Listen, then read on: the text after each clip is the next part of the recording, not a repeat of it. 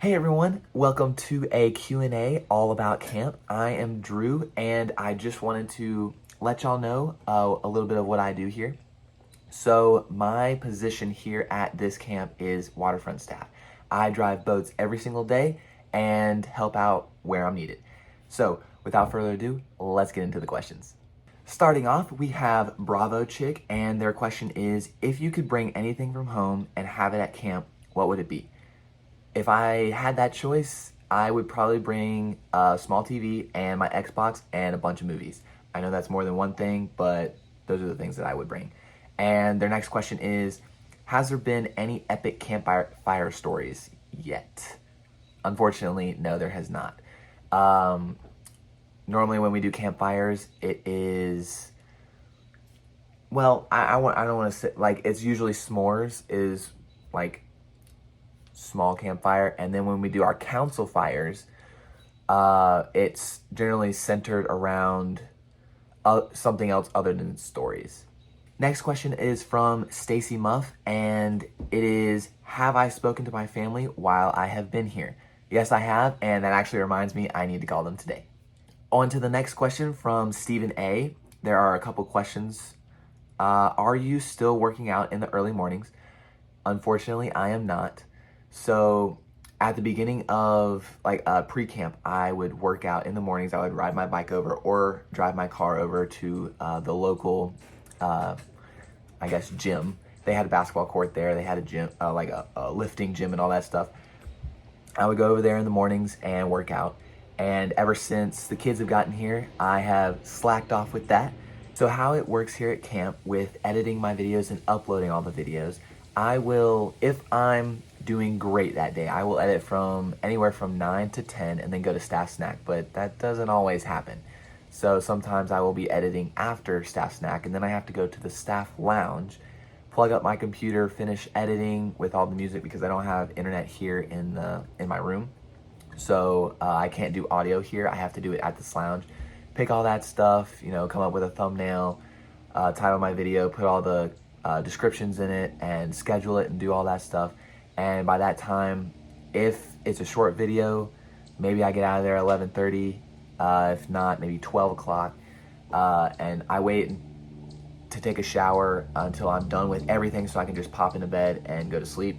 So I go to bed anywhere from 12 to 1, and then I wake up at, I'd say about 7:45, and I have to go back to this lounge and turn on monetization and upload the thumbnail because I can't do that all that night because the internet isn't the best here, and so when it's uploading, it can sometimes error, and then you have to start all over, and it's just a big old mess. So I do that in the morning, get my laptop, because it takes more than like at home it takes me about 5 minutes, something like that, to upload a video, and here it takes anywhere from 2 to 4 hours depending on how long the video is.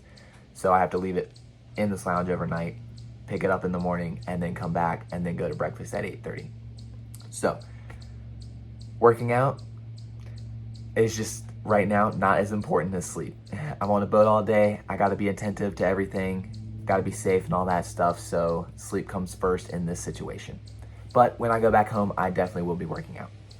Okay, Stephen A's next question is, what is behind that bump in and behind the couch right there? There's nothing. It's like this much room. There's no room for storage or anything. It's literally just a couch. And then, is there pickleball played at camp, or is it just tennis? So there is pickleball, but we have the paddles and the balls, but not the nets. I think those have been ordered, but they might be an extra kind of thing. They set up chairs in one of the buildings and acted like it, and they taped it out and everything, the court, and they played in there, but it's not, it's not official or anything. So on to the next question from Tom Jones 1042. Their question is, how's the fishing in the lake? So we do have a project for fishing, so all the kids get to fish around the little dock area. So I'd say, pretty good. And there are a lot of fishermen at this lake.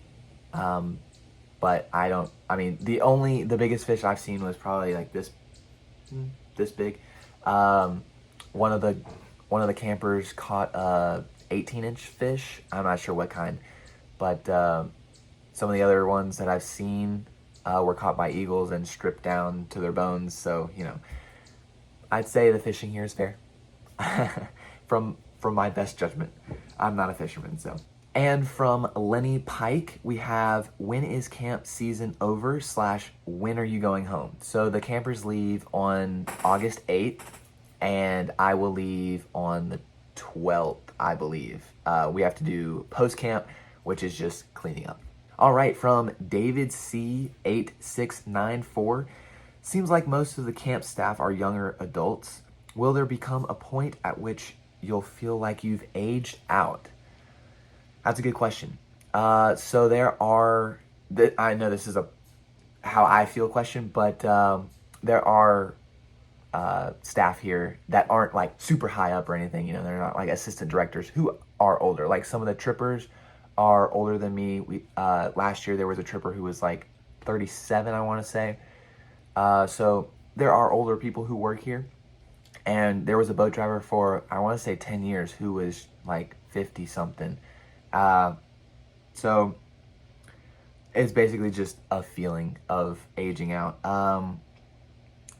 I enjoy it. I know I'm one of the older people here, but like aging out, I mean, there will come a day where I don't want to do this anymore. Like next year, I would like to start real life, I suppose you could say, of, finding a real place to live. I want to get a dog. You can't have dogs here, but, I wouldn't want to bring a dog here and all that stuff, especially as a puppy and all that. And, I want to, start my life.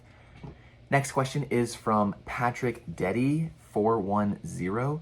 And their question is, do you have a favorite on the counselor side you can tell us about? And my favorite people, are the guys. You gotta stick with the guys. This is actually a girls' camp, if y'all don't know. So bros gotta stick together. Their next question is, are there any bears in this part of northern Wisconsin?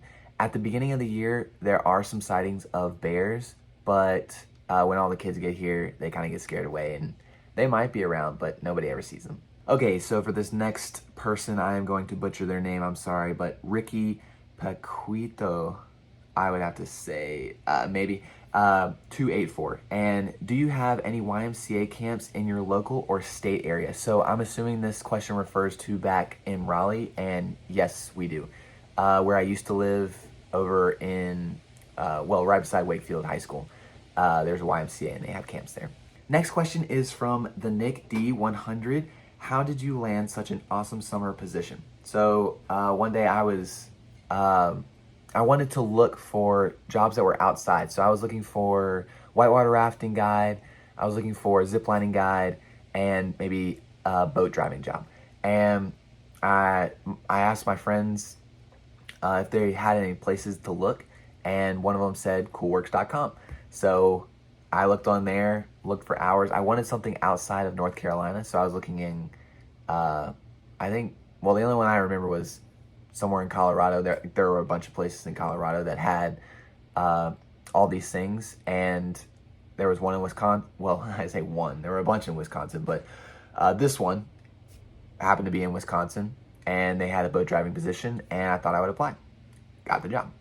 Okay, this next question is from DForest4503, and their question is, how, if at all, does being a camp counselor relate to other things you want to do in life?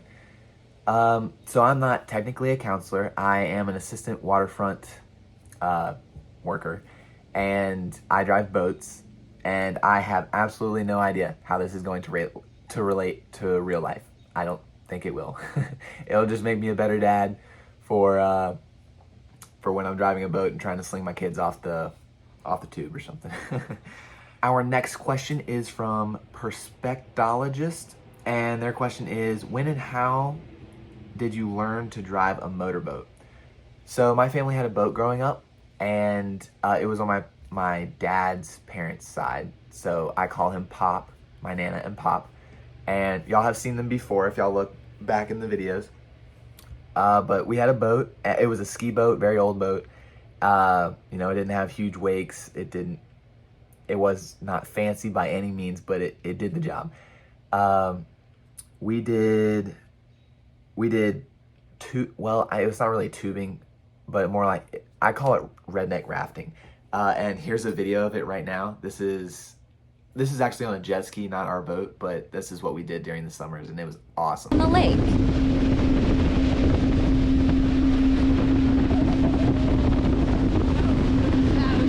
But I learned to drive on that boat whenever they would let me drive. So as young as I can, not as I can remember, but let's just say 8, 9, 10, you know, sitting in your dad's lap, sitting in Pop's lap, you know, hands on the wheel. Their hands are under just in case I make a crazy turn or something, you know, just to get the feel and all that. And so I grew up driving the boat kind of thing. And then we got a jet ski when I was older. I want to say it was like 15, 16. And now that's what we do. The next question from this person is, was any special training required to tow water skiers and tubers? And the answer is no, there's not any special training. I already knew how to pull people, and I already knew how to drive tubing. But for new people, like people who say have never driven a boat or anything, specifically for tubing, my boss will go and show them how to do it and all that, and well, actually, I don't know what he shows them, just how to do it, you know, big S's kind of thing. It's not that hard.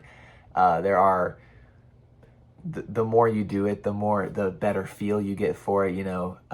Fast isn't necessarily always the best. Sometimes slow and then speeding into the turn so it whips them out kind of thing, you know. When you're going around, you don't want to go too tight because you'll just not stall yourself, but it'll stop you from going forward, which then if they go all the way around, they'll kind of stop as you try to pick up speed again because you went too tight in the turn kind of thing. So if you do a loop, you kind of want to come across, like if you're going hard or something like that, you come across your waves that you just made and try to line it up. You know how there's a wake behind the boat? You try to line a wake up with one of those bumps so it's almost doubled, and then they get a jump off. Oh, it's awesome. So I mean, there are a bunch of different ways to do it, but there's not necessarily training for all those more advanced things.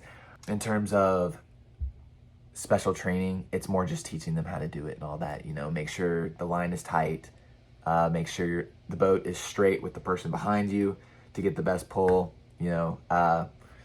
Telling them, okay, if there's a maple over here who are the youngest, let's say 8, versus a tamarack, you're gonna need to put the throttle down a little less for the maple over here because they'd be flying if you didn't. And then over here where the tamaracks who are a lot older, they might need some more power to get up. Okay, so the next question is from Richard Needich. I do believe that is hopefully how you say it. Their question is, how do you plan on having a career that combines your love of camp environment with your work effort? I don't know. I've been trying to figure that out, and it is not clear. So if you have any ideas, I'd love to hear them. Next question is from Voketener. Oh, I'm sorry about these names, really am. 831. And they have 2 questions. The first one is, how is it working at an all-girls camp? It's pretty interesting, I will have to say. It is not at all like the boys, I will definitely say. There's a lot of gossip, there's a lot of emotions, but absolutely an amazing time. I'm not saying anything bad, okay? It is an absolutely great time. Very different energy. There was one night in the office, I think it was last year, that it was just absolutely what I was thinking girl camp would be like. There were people singing, there were people doing like crafts, not necessarily not like fun crafts, but like working, and they were having to do crafts and all that stuff. Someone was learning a dance in this corner. The vibes were just crazy, and it was absolutely awesome.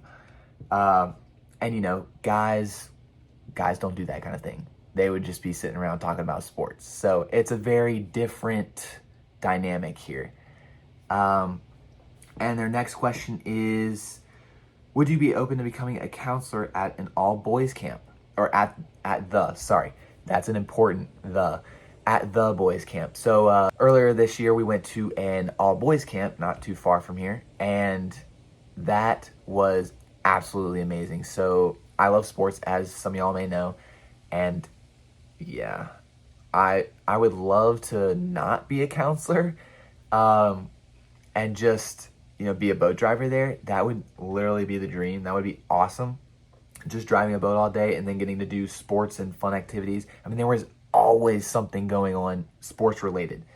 So gosh, they had an indoor facility for basketball. They had ping pong, they had pool, they had soccer, football, outdoor basketball, indoor basketball. You know, they had everything. They had a rock climbing wall, they had a baseball field, softball field, whatever. I mean, it was absolutely legendary.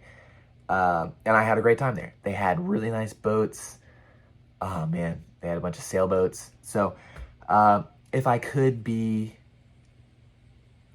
a non-counselor figure there, I'd probably do that. Okay, the next question is from Rob ICU. Robacue, maybe like barbecue, not quite sure. Have you ever thought about moving to Wisconsin? No, and I don't plan to, because of cross-country skiing, you know, because of doing athletic things and all that. No, snowmobiling would be fun, but cross-country skiing, no, I don't want to do that. Back in North Carolina, you know, they have the Appalachian Mountains. You can do all that there. So if anything, I would go to Colorado. But no, I would definitely not live here. I know I'm in the middle of nowhere in a camp, but doesn't feel like the right place for me. All right, we're getting to the end, guys. We have a few more questions. The next one is from Tyler Miller 6332. If you could open up your own camp someday, what kind of camp would it be? So it would be just like that camp that I went to, all the guys camp. It would be literally just sports everywhere. Okay, yep, that's exactly what it would be. Next question is from John Smith, and their question is, how big is the lake? That's a very hard question to answer because I don't know in terms of numbers, but so it's more long wise than the width. So I would say it takes, at full speed, maybe 5 minutes to get from one side to the other, maybe. And then to go lengthwise, it takes like 10 seconds. It's not very big. And their next question is it a shared lake? It is. And then the last question of all, how did you and the other guys at camp learn about this position? So I learned about this position from online post at coolworks.com. One of the other guys was in England, and he went to I don't know the right word. It was, gosh, what is it? It's where a bunch of camps come and set up, and then they give interviews right there, kind of thing. Man, they have it all the time at State, but it's for engineering. I just can't think of the word. It's called a fair. That's what it was, a camp fair. That's where he found it. Another one, a cousin, his cousin worked here, so he came here. One of the others found it on Indeed.com. And the last one, his girlfriend applied to work here, had the interview, and said that she would only come if her boyfriend came. So that's why he's here. Okay, guys, that is the end of Camp Q&A. Thank you for all the questions. I really enjoyed reading them and answering them. I hope y'all enjoyed, and I'll see you in the next one.